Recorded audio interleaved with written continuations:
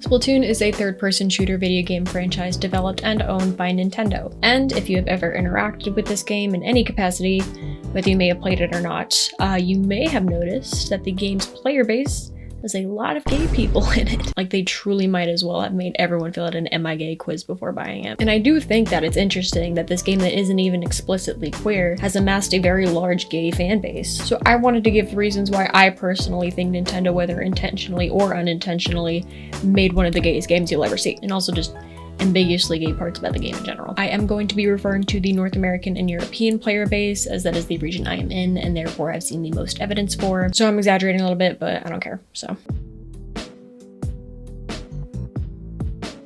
There's a phenomenon I've noticed in which media that's initially meant for children has more mature theming in it, and in that case, draws a more mature audience. Splatoon is no exception. Most players that are active in the community I've found have tended to be anywhere from 14 to 20 something. Now there is a logical explanation to this, with there being 3 games and the first one having come out almost 10 years ago. It makes sense that people would have grown up with the game, myself included, but there is a reason why it's kept its audience into their adulthood as well.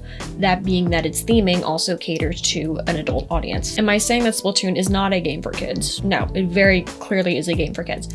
But all I am saying is that there are things for adults and teens to connect with and enjoy in the game. I myself have had the experience of being a fan of other media that's not Splatoon and being frustrated at people that won't give it a chance because it's made for kids. I feel like that sentiment of being misunderstood by like the general public is something a lot of queer people resonate with, which is one of the reasons why I feel like the gay community tends to find enjoyment and comfort in media that was originally intended for younger audiences, with Splatoon being a great example. The game also kind of focuses on the concept of found family, which is another trope that a lot of gay people can relate to. Your character in the first game appears in each consecutive game afterwards, showing their bond with the established characters as it continues to grow. The game also doesn't give its characters very detailed backstories, so it's easy for fans to project their own identities and experiences onto them. So it's very easy and fun to make headcanons about anyone and everyone.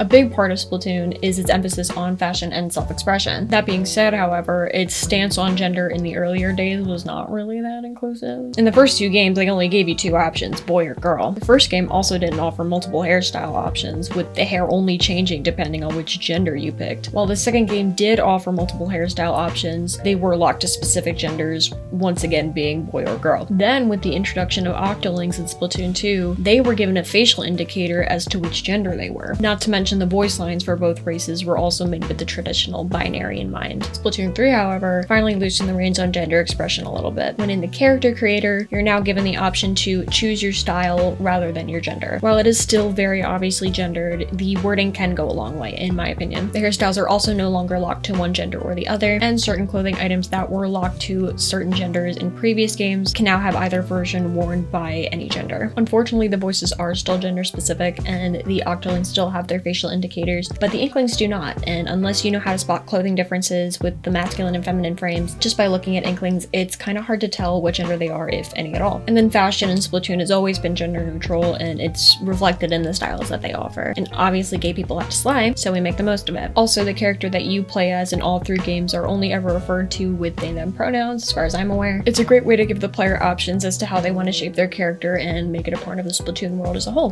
which I think is pretty cool. Splatoon also introduced their first canon non-binary character in the Side Order DLC, and they're only ever referred to with they them pronouns. If we're being real though, as soon as we found out they were a DJ and Octo expansion, we all knew that was true. The LGBTQ community is and has historically been made up of very creative people, and at its core, Splatoon is a game that uses art as a way to tell its story. It's also very stylistic, which I find a lot of gay people in online spaces especially tend to be drawn towards. It's cartoony, it's colorful, and there's an entire DLC that highlights the importance of color and what it can represent. Splatoon also releases very in-depth art books for each game, and in the last 2 installments have released magazines with more art and accompanying lore, because spending $60+ on the game itself was not enough for Nintendo. And gay people make some of the best music, obviously, so when Nintendo decided to have people sing gibberish into a mic and put a beat behind it, we knew the world would never be the same. The game's soundtrack has a variety of genres, with fictional bands and idols for each one. Speaking of idols, K-pop group members are called idols, right? And what are K-pop fans? gay. Coincidence? I don't think so. Not to mention, Splatoon idols know how to pull a look, which any gay person in their right mind will go insane over. And you best believe that if the idols were on Spotify, not only would they be fighting over the past, present, and the future, but who's going to be my top artist on Spotify Wrapped next year. And in an actual lore sense, the character Orion in the Splatoon Band Championships is canonically non-binary and uses they them pronouns. Now for the real reason some of you might be here. For those of you who might not be aware of the absolute gag that is Pearlina, I'll explain it to you. Pearlina is the name of the ship between the Splatoon 2 idols Pearl and Marina. The dialogue shared between them during newscasts and Splatfest had hinted at something going on, and then the Octo expansion DLC came out and that really drove a lot of things home. So I'm going to be showing you some of the most damning evidence I could find of these two in no particular order. The ending of Octo expansion. Marina saying she's a princess and Pearl is her knight. Pearl talking about having us time. Any choreography where they start touching each other. Marina accusing Octa flirting with Pearl. The Suffer No Fools thumbnail art. Marina being a maiden in love in the official relationship chart. Pearl saying, I love you. This.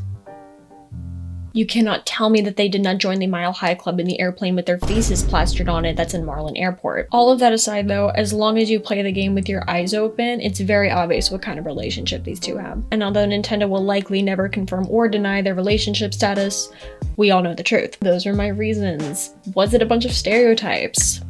Yes, maybe, but I don't really want anyone to take this that seriously, so. Jokes aside though, I do think there is something to be said about how much this franchise means for queer people who are a part of the Splatoon community. The games encourage fostering creativity, self-expression, and finding your people. Like, at the end of the day, it really shouldn't be that much of a surprise that it attracted the player base that it has. And obviously the entire fan base isn't gay. It would be great if it was, but it's not. As a part of the gay community myself, I just think that it's cool that Nintendo cares enough about a franchise with this large of a percentage of gay people in it. And if you haven't played Splatoon before, I highly encourage you check it out at least once. You might become surprisingly obsessed with it like I did. Or it'll turn you gay.